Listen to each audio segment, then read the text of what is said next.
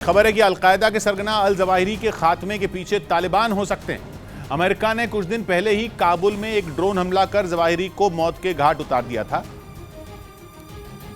लेकिन खबर है कि जवाहिरी की मौत के बाद तालिबान के कई नेता सवालों के घेरे में हैं। ऐसा इसलिए कहा जा रहा है क्योंकि अफगानिस्तान में बिना तालिबान की मदद से अमेरिका इतने बड़े ऑपरेशन को अंजाम दे ही नहीं सकता, क्योंकि जवाहिरी पिछले कई साल से वहां बेहद खुफिया तरीके से रह रहा था। जिसकी भनक किसी को नहीं थी, वो वहीं छिपकर अलकायदा को ऑपरेट कर रहा था, जबकि अमेरिका ने उसका पता लगाने के लिए एड़ी चोटी का जोर लगा दिया था। ऐसे में कहा जा रहा है कि तालिबान ने ही अलकायदा के सरगना का सुराग अमेरिका को दिया, जिसके बाद अमेरिका ने बड़ी आसानी से ड्रोन से हमला कर उसे मार गिराया। और कहा जा रहा है कि अपनी पनाह में जवाहिरी को छिपाने वाले तालिबान ने ही उसे धोखा दे दिया। उसने ये कदम इसलिए उठाया क्योंकि तालिबान दुनिया के कई देशों से मान्यता लेने के लिए इन दिनों जोर शोर से जुटे हैं और अमेरिका का साथ देकर तालिबान ने अपने इसी हित को साधने की कोशिश की। लेकिन ये अपने किचन से ही क्लाउड किचन का कारोबार करते हैं। दिन में 4-5 घंटे ज्यादा काम करते हैं। हर महीने 1.5 से 2 लाख कमा लेते हैं। इनसे सीखना है तो फ्रीडम ऐप को अभी डाउनलोड कीजिए। जानकारों का यह भी मानना है कि तालिबान अलकायदा से दुश्मनी मोल नहीं ले सकते। वहीं आशंका तो यह भी जताई जा रही है कि अमेरिका ने पाकिस्तान या ईरान की एयर स्पेस का इस्तेमाल कर जवाहिरी पर ड्रोन हमला किया था। हालांकि मौजूदा वक्त में ईरान के साथ अमेरिका के रिश्ते अच्छे नहीं हैं।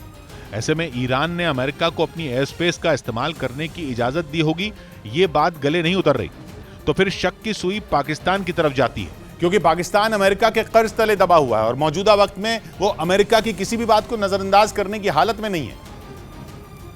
ऐसे में कहा यह जा रहा है कि पाकिस्तान की एयर स्पेस का इस्तेमाल कर अमेरिकी ड्रोन अफगानिस्तान में दाखिल हुआ, जहां तालिबान ने भी उसकी मदद की और इस तरह अल जवाहिरी को मौत की नींद सुला दिया गया।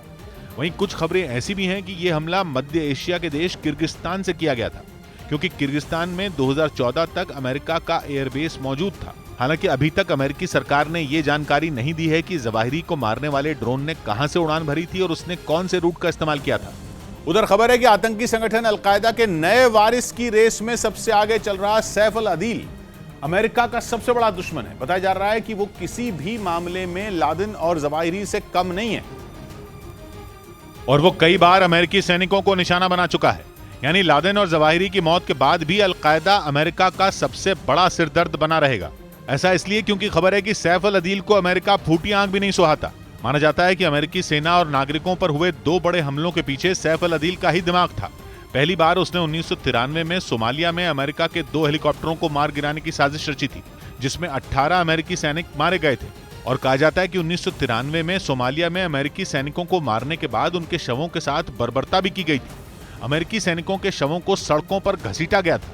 इस घटना को ब्लैक हॉक डाउन के नाम से भी जाना जाता है और उस वक्त यह खबर आई थी कि सैफ अल अदील ने ही वहां आतंकियों को विस्फोटक बनाने और मिसाइलों को गिराने की ट्रेनिंग दी थी, क्योंकि वो खुद मिस्र की सेना में कर्नल रैंक का अधिकारी रह चुका था।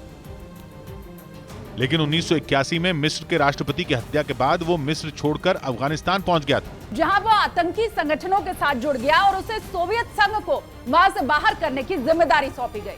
लेकिन अमेरिका के प्रति सैफ अल अदील की नफरत कम नहीं हुई और उसने 1998 में एक बार फिर अमेरिकी सैनिकों को निशाना बनाने की साजिश रची। बताया जाता है कि सैफ अल अदील ने ही 1998 में केन्या और तंजानिया में अमेरिकी दूतावासों पर हमला करवाया। इन हमलों में 12 अमेरिकी समेत 200 लोग मारे गए थे। इसी वजह से अमेरिका ने 2001 में उसे मोस्ट वांटेड टेररिस्ट घोषित कर दिया था।